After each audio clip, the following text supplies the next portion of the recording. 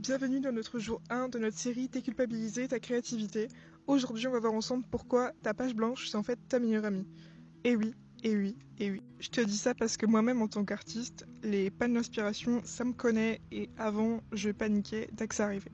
Parce que pour moi, c'était la cata. Attention, attends, si j'ai plus d'inspi, si je peux plus créer, qu'est-ce qui se passe? Ah, bref, c'était la catastrophe ultime.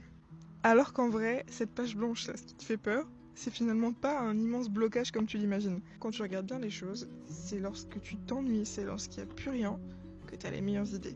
En fait, c'est juste ton cerveau qui fait un reset et qui te dit attends, stop, on fait une petite mise à jour et on reprend les choses à zéro. C'est dans ces moments-là justement que tu peux tirer un max de créativité. C'est ce genre de moment où en fait, t'attends plus rien. T'es plus là pour te mettre la pression, t'es plus là pour te dire que tu dois faire une performance, t'es juste là parce que t'as envie de créer. Et ça, c'est beau, tu vois. C'est vraiment beau. Donc si j'ai un conseil à te donner aujourd'hui, ce n'est pas peur d'avoir ce manque de créativité, d'avoir cette page blanche. Saisis là justement pour en tirer le meilleur.